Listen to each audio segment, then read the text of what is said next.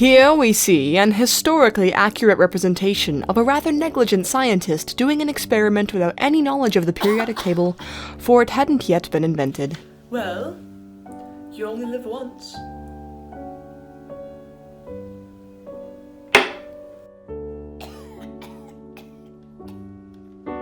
And that was indeed the truth. You do, in fact, only live once. Our unfortunate scientist had just consumed bromine without knowing its toxicity or its corrosive properties to human tissue. Science. The explanation of the why and the how about the world around us. Science has evolved incredibly since we humans started being curious about the natural world. But before we had all the advanced tools we use today, how were scientific experiments even conducted, you may ask? Well, we had to know the basic foundations about what things were. Disclaimer. The example with our poor dead scientist was of course a dramatization to demonstrate the usefulness of the periodic table. No real scientist from that day would have willingly consumed bromine, as it was widely known by then that it was a toxic substance to humans. Our scientist was just an idiot. Hey, that wasn't very nice.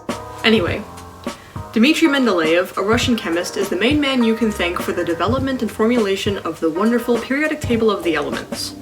I'm not going to get into some old white dude's life history because, let's face it, that's unbearably boring, and it's not even the point of this video. Good work though, dude.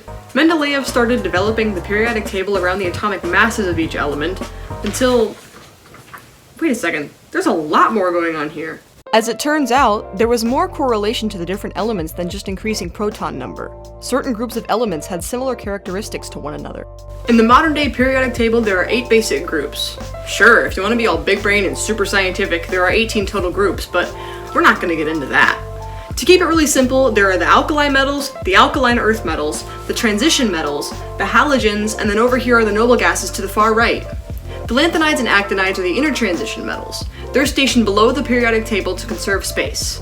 There's even a handy little stair-step line to divide the metals and the non-metals. But wait, look at how organized that is. Oh, but there's more. It's not just the columns that are so beautifully organized, no. There are rows. Behold the 7 periods of the periodic table. I know. Crazy. But what exactly does that mean? Well, my friend, it means that there are periodic trends. As you go up and down, left to right, side to side, back to front, to and fro, and every other which way, there are trends among the elements according to where they're placed on the table. For example, metallic character increases on a downward left diagonal in the direction towards the element francium. Non-metallic character, of course, goes the opposite and follows an upward and right diagonal trend in the direction towards the element helium. Fun fact, most of the periodic table is made up of metals. Different types of them too. There's brittle metals, ferrous metals, light metals, heavy metals... Did someone say heavy metal? Yes, but no. Please leave. The noble gases are generally inert, or in other words, they don't really react with anything. Well, except for your vocal cords in the case of helium. Now I could go on and on about the intricacies of this marvelous innovation, but this video would be incredibly long. Longer than it already is. The periodic table gives lots of useful information regarding each individual atom. Not only does it tell you the name of the particular atom, but it also tells you the atomic number, as well as the average atomic mass. There are 7 energy levels that just so happen to correlate to the, you guessed it, 7 periods of the periodic table. You can also tell how many valence electrons a particular atom has just based on its group and period location. So, to wrap things up, the periodic table is the mother's milk of chemical discovery. It is the very framework that binds and guides the ordered discovery of chemical elements, describing and organizing their place in the world.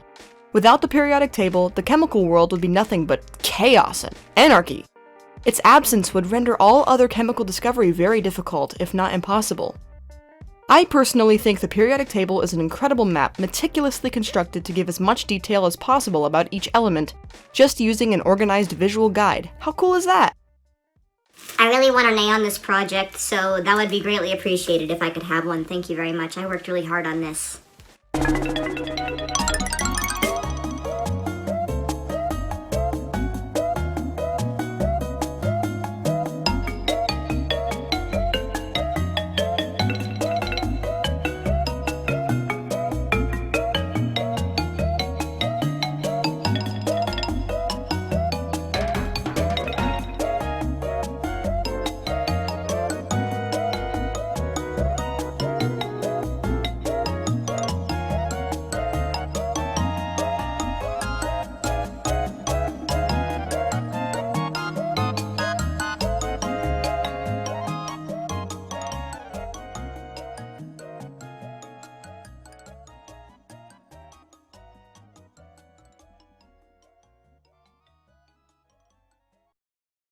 Homer Simpson,